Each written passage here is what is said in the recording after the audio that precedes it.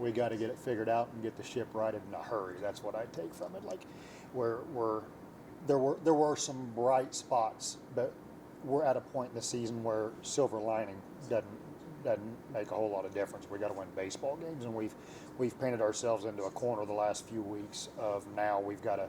Bottom line is we got to go on a run and win some baseball games. We're still not out of the thing, but we got to get it turned around in a hurry. So that falls on me.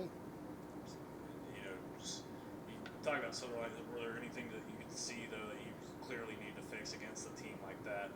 In your defense, pitching, batting. We got to clean up a few things, and you get away from the obvious, which is the pitching, and we'll touch on that, I guess, in a second because it's relevant to the question. But we ran through a stop sign. We didn't run out an infield fly ball that ended up being dropped.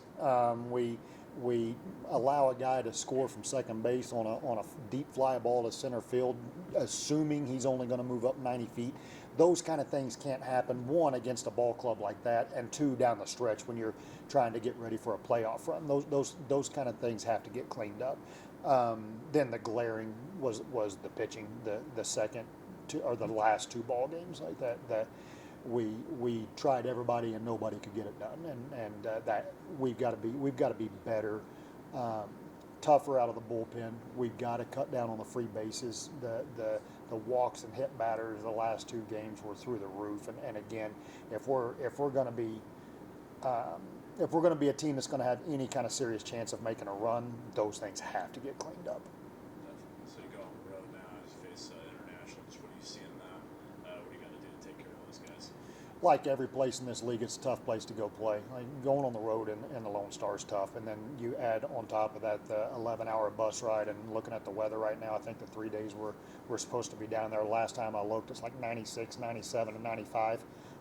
So that's going to be a little bit of a shock for our guys. So it's always, you go to Kingsville or you go to International, either one, especially late in the year, just from the standpoint of that long of a bus ride and the weather down there as opposed to the weather up here.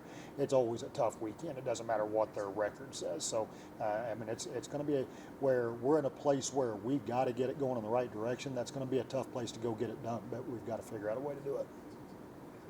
As you're at this point in the season, getting close to postseason, what's the goals you have established as a team?